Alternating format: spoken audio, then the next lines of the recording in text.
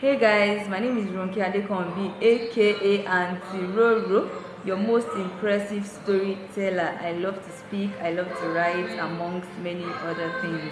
Welcome to Story Time. Yay! But before I tell the story today, how has it been working from home, or if you don't have a regular 9 to 5, how has it been staying at home, not having to go anywhere? Wow! I would implore you to maximize this period. There are online courses you can do. We are all in this together. There's nothing we can do, so we might as well get the best out of it. I love you guys, and I so appreciate the fact that you are spending some of this time with me, and I look forward to more time, us having more time together, and of course I look forward to everything going back to normal. Like, I can literally not wait for things to go back to normal. I want things to go back to normal. So, story time. Last week I spoke about integrity in storytelling, and I was going to tell a story this week about the role of integrity in storytelling, but I'm going to deviate a bit because I want to tell a story that fits with the situation that is going on right now. Fear. There's a lot of fear. There's a lot of posts on social media, running around about what coronavirus is and how far it is spreading and all. So I want to tell a story about a personal fear. And the title of my story is The Other Side of Fear. So stay tuned, relax and enjoy. What do you think is on the other side of fear? Wouldn't you like to know?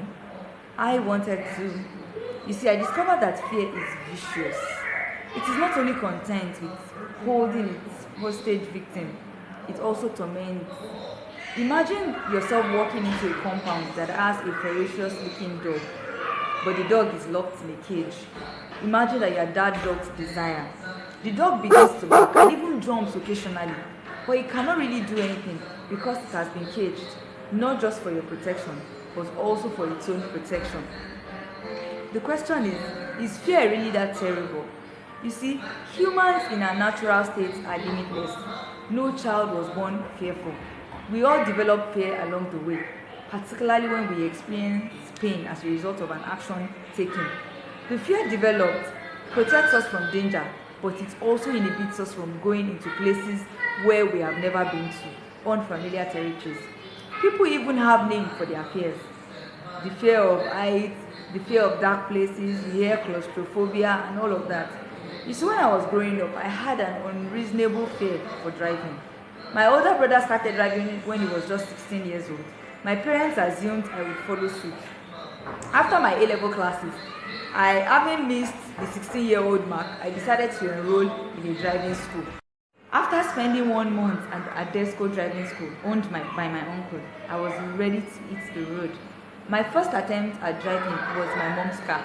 I graciously offered to drive her to work after my driving lessons.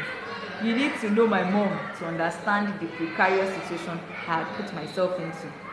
Luckily, I was able to drive to work with little glitches along the way.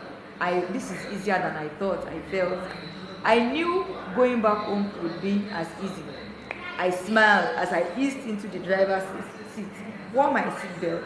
I was ready for action. Of course, I didn't anticipate the volume of cars that were leaving the office for home at the same time. After driving for about 5 minutes, I knew I had beaten more than I could chew. I was way out of my driving league. I approached a bend, but for some reason I forgot to turn the steering. I headed straight for a ditch. Mom beside me, my younger brother behind me. I heard my mom chanting, "Jesus, Jesus!" Well, Jesus must have heard her because the car stopped just at the end of the ditch. Needless to say, my mom drove the rest of the way. "Don't worry," my mom said. "You will learn driving as soon as you get your own car." That day, my fear for driving was made official. So I abandoned driving for another 10 years after this incident. One day, however, I decided that I needed to face my fear. So I fixed the car that my mom had abandoned in the compound. I figured since the car was bad, I couldn't make it worse. I hired a driver. The driver's task was simple: I would pay the man stipend. He would sit beside me for 1 month while I drove the car to work. Mr. Lukman resumed on a Tuesday because we wanted to avoid the Monday morning traffic. We drove to my office as planned. I advised Mr. Lukman to hang around, so we would leave by 4:30 p.m. By 6 p.m., I was still waiting for Mr. Lukman to come back. Phone switched off. By 7 p.m., Mr. Lukman was either dead or he wasn't coming back. I made a decision to drive the car home all by myself. I was afraid, but I did it anyway. By 8:30 p.m., I was home. I had gotten to the other end of my fare. I was free. I didn't need to pay anybody anymore. I didn't need to be afraid anymore. You see, freedom is at the end. Freedom is at the other end of fear. As I drove into my compound that day, I thought of the number of years I'd spent agonizing over my fear of driving, afraid that I would forget to trafficate, afraid that I would press the accelerator when I needed to press the brake, afraid that I wouldn't even know how to reverse the car. That said, I don't think being afraid is totally bad. What I think is terrible is acting or not acting because you are afraid. The man who is afraid of anything is as terrible as the man who is never afraid of anything. One simply doesn't know enough, and the other knows too much. So I hope that this story that I told is relevant for this period. Don't allow yourself to be gripped by fear to the point where you begin to do things. Recently, I heard that people began to overdose on chloroquine. They don't even know whether they have the virus, but just because they felt they had 1 or 2 symptoms, perhaps runny nose or their dry throat, they began to panic and they began to make steps. They began to take steps to avoid being contacted or to cure themselves of the virus. So I don't want you to do anything or not do anything because you are afraid. Don't worry. I am very sure that when all this is over, it will be better for you. Do you remember my last video? I said it, that this is a call for us to be better citizens.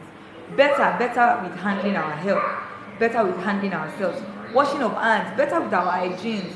Washing of hands shouldn't end just with coronavirus. Fine, if you have not been doing it before, it's an awareness. There are even a lot of other germs that can be transmitted by putting dirty hands in your mouth. So these are things that we know that we should continue to do. Till we meet next time, I love you. Once again, sorry for posting this video late. I can't love you less.